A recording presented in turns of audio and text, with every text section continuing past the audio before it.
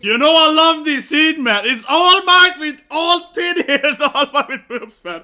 Because they're like super Americans. You got like gigantic oppas, man. Yeah. It's used All Might with like gigantic oppas, but she's so American, man. I love this character. She comes in here and she's like super like stands on a stealth bomber, you know, comes flying in there, like flexing up her gigantic muscles and also gigantic, you know, and it's like, ha, and yeah, it's super American. Of course, she flies to Japan on a stealth bomber, stand up of it, yeah, flexing her massive boobs, man. It's this character. Stars and stripes, man, yeah, and all like everything is like she's like a living American flag. This is America. Like I'm the best. It goes over the flying, man. Jesus Christ. Oh, what a character. I can't wait to see her next season. No, it's awesome. He's like, yeah, I'm coming. Japan. Yeah, you're like, she's standing like a stealth bomber. That was a great intro, man. Yeah, it's a great intro. Very American woman. She's flying up there, standing on a bomb plane, like, I'm coming to save you, weaklings! And like her clothes are like the United States of America flag, right? Yeah. Stars and stripes, man, the whole setup, man. But immediately when I saw her, I was like, oh my god, that is All Might with boobs. Immediately when I saw her, I was like, oh my god, this is All Might with big titties. Yeah, it is like, she looks so similar to All Might with the hair and the colorization, everything. She's a gigantic kahuna. So I was like, okay, yeah. Here she comes, man. Here she comes, yeah, okay. So, but it's good. Of course, they got other heroes, and honestly, there is a kind of a big problem, right? A little bit, honestly, almost a problem in My Academia. We have to assume, I suppose, that they also have equally bad criminals in the rest of the world, right? But it definitely feels a little bit sometimes you're like, why don't you ask for other countries to help? Because I feel that Japan has really bad people. they're like world domination bad guys. Yeah, I feel they have a little worse. But it does feel like, you know, the whole one for all and all for one, right? That whole quirk thing seems very, very special, right? Of course, there is the main character and the main bad guy's quirks, right? Those seems a little bit very, very uniquely special that only they have in Japan. So, yeah, it's time to finally summon some American power, right? Fly in here with some American might. Yeah, finally. We need some waifus from America, man. Oh, she looks badass, man. The new ultimate waifu, man. She's gonna overcome Miruko here, yeah. She looks so much like All Might. Yeah, this is All Might with breasts, but anyway, let's talk about Stain. Stain also, of course. Parted.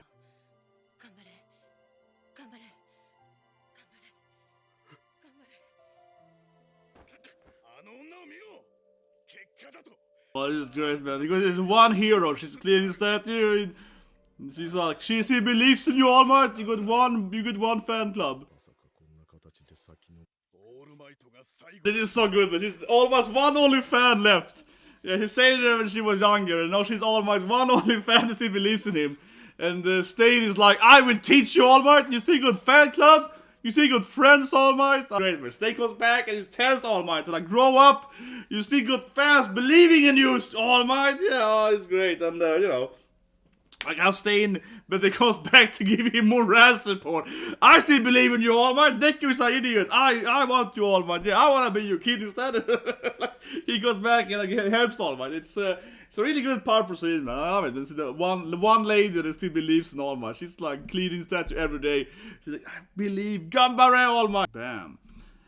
Yeah, I think the Stain scene was great. When he grabs All Might, that was a powerful scene. He grabs All Might, right? And it's like, look at the woman, she's cleaning the statue. You got one fan, All Might, one waifu left. Yeah, it was like, this lady, she loves you still. That was a great scene. Yeah, and All Might started crying. It was like, okay, fine. I am still a hero. Yeah, it was a great scene, man.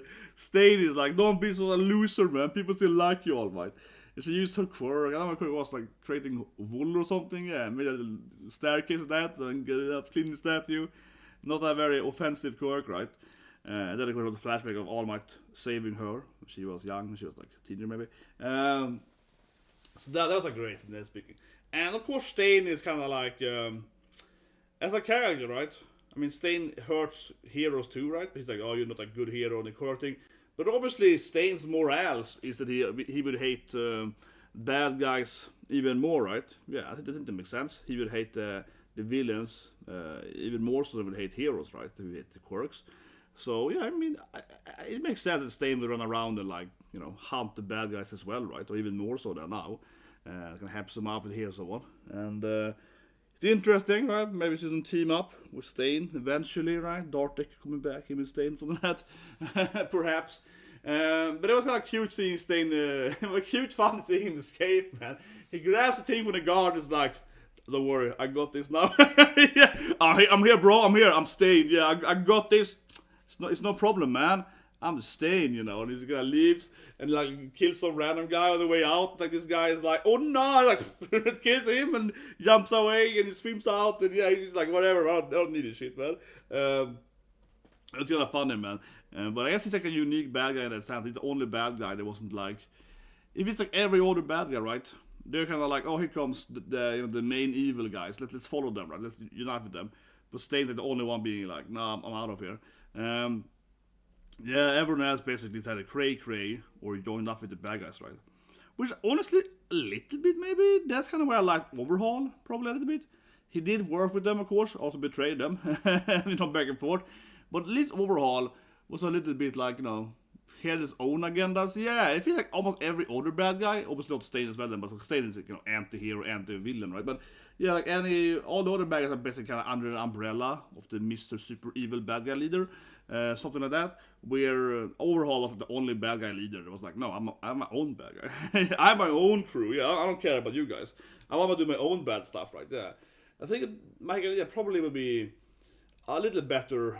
I want to think about that. If more bad guys maybe were like not connected to to the main bad guys, but it probably gets harder the longer the series goes to because it goes more and more climatic, right? For example, Nagant gets recruited by, you know, main bad guy because it's kind of like the struggle between one for all of one gets more in focus, right? So it's gonna be even less of that, right? Yeah, Overhaul was kind of like the outlier, I guess. Where they focused a whole season on someone completely else, right, mostly with air raid and so on. But think about it, yeah, like he had the whole air thing and so on. All of that was not related, right, to the main struggle, right. That system was definitely kind of on the side of it in that sense. But yeah, Stain of course is kind of like his own little crazy thing on the side of.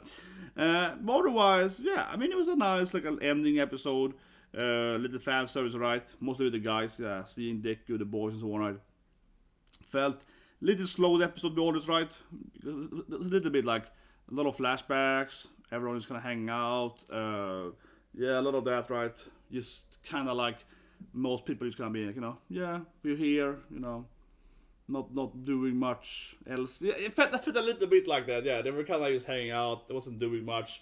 To be honest, I mean, to be honest, it's kind of what I expected, right?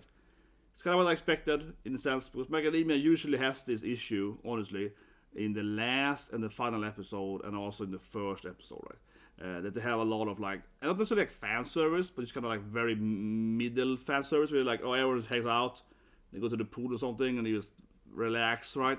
And it's like fan servicey, but it's not like super good fan service either. Yeah, like I think season 3 is like, oh, we go to the pools, and 4 is like, we go to this thing. It's a lot of that, like, kind of cutie, but not really cutie. Because, for example, the OVA, when they play baseball, that's really funny, yeah. When they play baseball, that's really funny, really, really funny. So I wish that if we did more of that stuff, right, like they have an actual activity, it's a bit more fun. But usually they just kind of hang out. That's just felt that a lot. At the same time, they can do relax, they can do sleep, right, so I don't know. But I just kind of see 10 minutes, it feels kind of the guys who just sit talking, I don't know. But overall, an amazing season. Might make a video about it, think about it. Definitely, I think they're one of the best, if not the best season, right, so Macadamia. Extremely good season, since 6 has been. Absolutely. Much better than 5. Even though, I like season 5 too, but season 6 was really good, really, really good. Hope you liked it, was a reason. Etc. But anyways, see you guys with Kitakaze, I think, and another season, right, coming up soon after this. So see you